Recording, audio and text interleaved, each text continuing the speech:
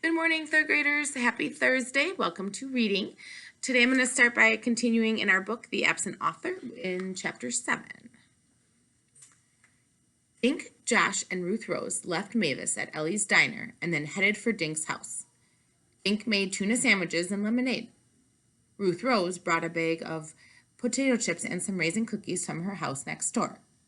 They ate at the picnic table in Dink's backyard. Dink took a bite of his sandwich. After he swallowed, he said, "Let's go over what we know." He moved his lemonade glass to the middle of the table. "My glass is in the airport, or is the airport," he said. "We know Wallace Wallace landed." "How do we know he did?" Josh asked. "The airport told me the plane landed, Josh." "And Maureen Higgins said she picked him up," Ruth Rose added. "Okay, so your glass is the airport," Josh said. "Keep going, Dink." Dink slid his sandwich plate over next to his glass. "My plate is Maureen's taxi." He put a cookie on the plate. "The cookie is Wallace Wallace getting into the taxi." Dink slid the plate over to the opened potato chip bag. "This bag is the hotel." He walked the Wallace Wallace cookie from the plate into the bag. Dink looked at Josh and Ruth Rose. "But what happened to Wallace Wallace after he walked into the lobby?" "I'll tell you what happened," Josh said. He lined up 4 cookies in a row. "This little cookie is Mr. Paskey. These 3 are Maureen, Mr. Linkletter, and Olivia Nugent."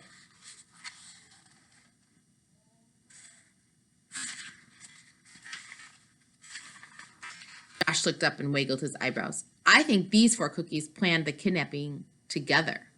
Ruth Rose laughed. "Josh, Mr. Paskey and Livy Nugent are friends of ours. Do you really think they planned this big kidnapping? And can you see Mr. Linkletter and my babysitter pulling off a kidnapping together?" Josh ate a potato chip. "Well, maybe not, but someone kidnapped the guy." "Our trail led us to the hotel, and then it ended," Dink said. "What I want to know is, if Wallace Wallace isn't in his room, where is he?" Dink nibbled on a cookie thoughtfully. "I'm getting a headache trying to sort it all out." Ruth Rose dug in Dink's backpack and brought out 3 Wallace Wallace books. "I have an idea." She handed books to Dink and Josh and kept one for herself. "What are these for?" Dink asked. "Josh made me think of something Wallace Wallace wrote in The Mystery in the Museum," Ruth Rose said. "He said the more you know about the victim, the easier it is to figure out who did the crime." She turned to the back cover of her book. "So let's try to find out more about our victim. Listen to this." She started reading out loud. "When not writing, the author likes to work in the garden. Naturally, Wallace Wallace's favorite color is green." "Fine," said Josh, "but how does knowing his favorite color help us find him, Ruth Rose?" "I don't know, but maybe if we read more about him, we'll discover some more clues," Ruth Rose said.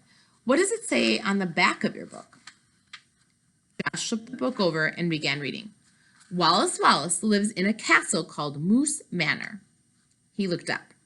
"We already knew he lived in a castle. I don't even see any new clues yet, you guys." Ruth Rose stared at Josh. "You know, something is bugging me, but I can't figure out what it is. Something someone said today, maybe." She shook her head. "Anyway, read yours, Dink." Dink read from the back cover of his book. "Wallace Wallace gives money from writing books to help preserve the wild animals that live in Maine." "Okay, he gives money away to save animals, lives in a castle, and grows a bunch of green stuff," Josh said, counting on his fingers. "Still no clues." Josh took another cookie.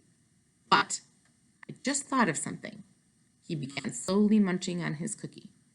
Dink raised his eyebrows. "Are you going to tell us, Josh?" "Well, I was thinking about room 302.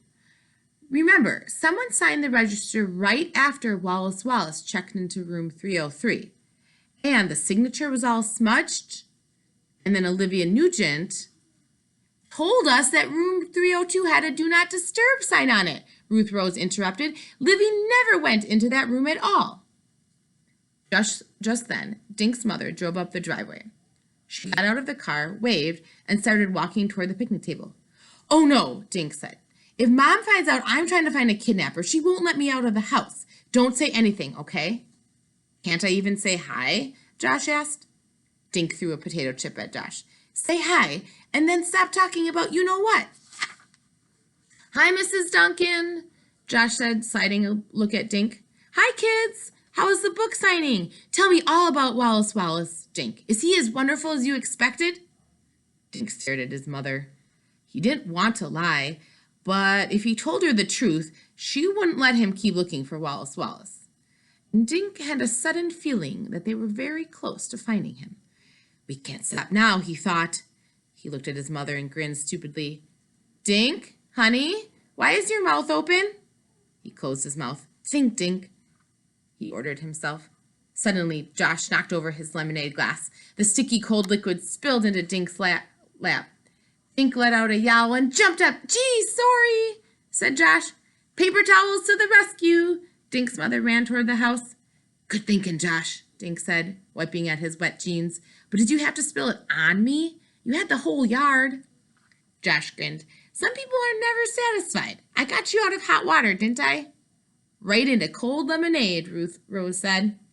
Dink blotted his jeans with a handful of paper napkins. Come on, let's go meet Mavis before my mom comes back. There's something weird happening on the 3rd floor of the Shangri-La. All right, mystery readers. So I know you've been enjoying your book club books, and I've gotten into my own mystery reading myself. In fact, one of the most famous mysteries you've probably heard of as well is called Sherlock Holmes. I noticed something when I've been reading Sherlock Holmes, along with you reading your book club books. He never works alone. Who's his partner? Dr. Watson. I got to thinking about all the other mystery books that we know about. Cam Jansen has Eric, right? Scooby-Doo team, well, they have their whole team together, right? Nate the Great has Sludge. And then thinking about the A to Z Mysteries series, Dink has Josh and Ruth Rose, right?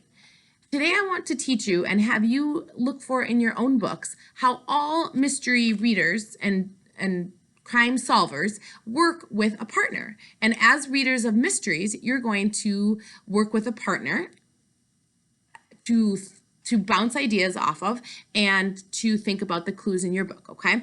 When detectives work with their partners, when Sherlock Holmes works with Dr. Watson and Scooby-Doo team work together, they're talking about the clues. They're wondering about why things are the way they are. They're asking questions and making predictions about what's next. And that's the same thing that we're going to do as the readers of these mysteries. We're going to talk about the clues, ask questions, and bounce ideas off of each other until we can finally solve the mystery. Okay? I want to give you an example today of how I actually asked Mrs. Groth for some help when I was a little confused during the reading of chapter 7.